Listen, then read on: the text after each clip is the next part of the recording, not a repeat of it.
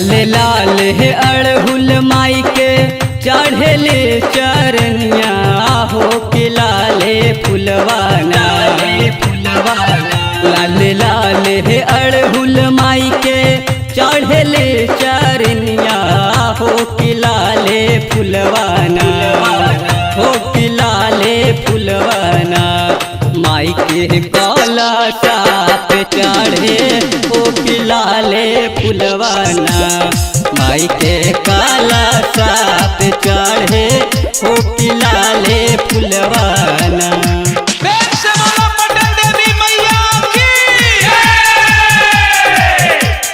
Recording by S studio Bhagalpur.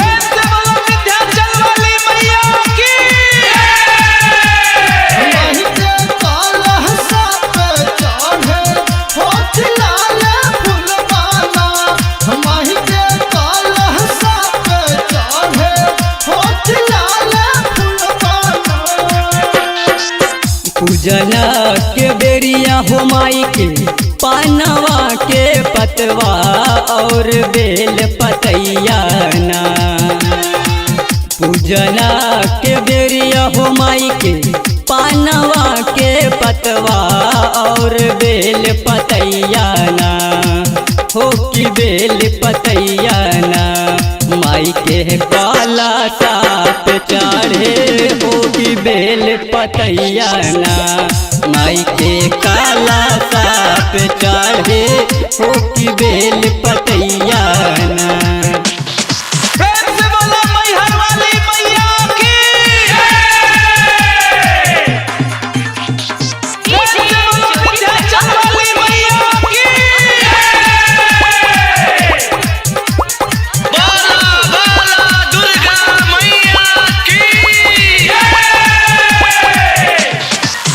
लाल लाल है चुनरी माई के शोभले शरीरिया हो कि लाले रंगवाना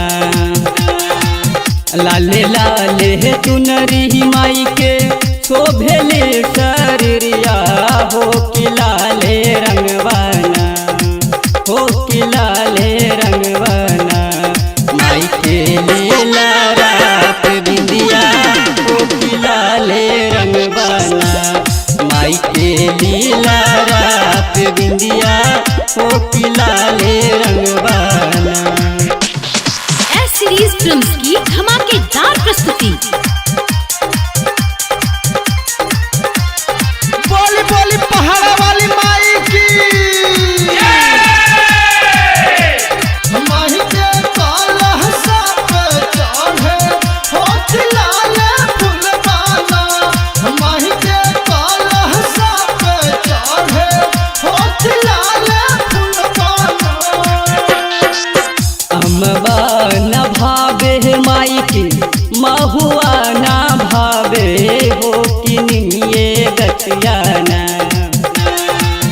अमवा न भावे माई के महुआ न भावे हो कि निमिये गछियाना हो कि निमिये गछियाना माई के झूलुहा झूलैती हो कि निमिये गछियाना माई के झूलुहा झूलैती हो कि यशवंत आनंदना।